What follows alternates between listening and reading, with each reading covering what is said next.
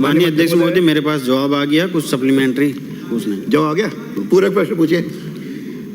माननीय अध्यक्ष महोदय, मंत्री जी ने कहा कि इस भर्ती में समय समय पर समय संशोधन के अंतर्गत इस भर्ती को किया जा रहा है। मेरा आपके माध्यम से माननीय मंत्री जी से ये प्रश्न है कि क्या वर्तमान में जो बदलाव किए गए इन्हीं के आधार पर इस भर्ती को किया जाएगा या इसमें बदलाव करने का विचार रखती है। दूसरा प्रश्न ये है, क्या सरकार द्वारा उक्त भर्ती को पूर्ण करने हेतु कोई कैलेंडर निर्धारित किया गया था? यदि हाँ, तो उसके अनुसार भर्ती क्यों नहीं की गई, कारण स्पष्ट करें। एवं क्या सरकार अब उक्त भर्ती को हेतु कोई नया कैलेंडर जारी करने का विचार रखती है एवं कब तक उसे पूरा करने का विचार रखती है? आप मंत्री जी बताने का कष्ट करें। माननीय मंत्री महोदय। माननीय अध्यक्ष महोदय, मैं आपके मार्फत सदन को अवगत करवाना चाहूँगा कि सफाई कर्मी की भर्ती के लिए 2012 में नियम बने थे। उसमें नियम 6 में शुरुआत में 2 साल का अनुभव, सफाई अनुभव नगर पालिका का था।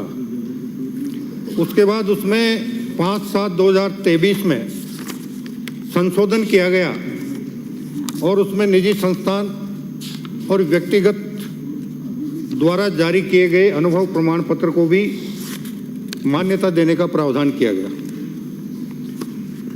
अध्यक्ष महोदय, उसके बाद 11/4/2018 को एक संशोधन और हुआ था बीच में, जिसमें शुरुआत में नियम 6 में 2 साल का अनुभव था, उसको घटाकर 1 साल का अनुभव किया गया और साथ में 2 बच्चों का प्रावधान जोड़ा गया।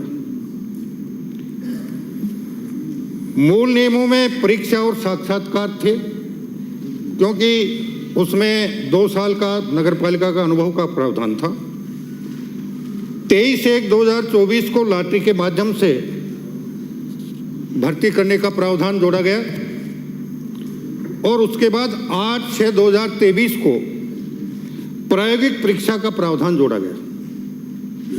हमारे 9,20,442 आवेदन हैं। पहली विज्ञप्ति 9/6/23 को निकली थी, 13,184 की। दूसरी विज्ञप्ति 6/10/2023 को निकली, 24,797 की, जिसमें साक्षात्कार का प्रावधान किया गया था। और तीसरी विज्ञप्ति 1/3/2024 को निकली गई, जिसमें 24,797 फॉर्म थे, लेकिन उसमें प्रायोगिक परीक्षा जोड़ी गई। इसी दौरान तीसरी विज्ञप्ति के बाद 100 से ज़्यादा रिट याचिकाएं माननीय राजस्थान उच्च न्यायालय में प्रस्तुत की गई और मेरी जानकारी के अनुसार कल माननीय राजस्थान उच्च न्यायालय ने सभी रिट याचिकाओं का निस्तारण कर दिया है। आज शाम तक माननीय राजस्थान उच्च न्यायालय के फैसले की प्रमाणित प्रति हमें मिल जाएगी और उसका विधिक परीक्षण कराने के बाद हमें जो कुछ करना है, हम यथासंभव बहुत जल्दी इस भर्ती को पूरा करने का प्रयास करेंगे। इसी बीच में आपसे एक निवेदन और कर दूं।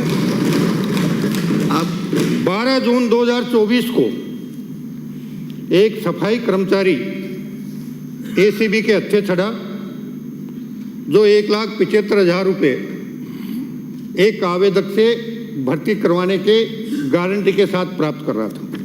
इस प्रकार की शिकायत हमें बहुत मिली थी, लेकिन उसमें से एक ही व्यक्ति जाल में फंसा। बाकी के लिए हमने प्रयास कर रहे हैं। दूसरा, मैं निवेदन कर दूं कि सफाई कर्मचारियों की एक हड़ताल हुई थी। उनकी मांग थी कि साहब 5/7/2023 को जो संशोधन करके और निजी संस्थान व्यक्तियों द्वारा जारी अनुभव प्रमाण पत्र का प्रावधान किया गया है, उसमें फर्जकारी की बहुत सारी आशंकाएं हैं, इसलिए आप इसको करेंगे संशोधन करें।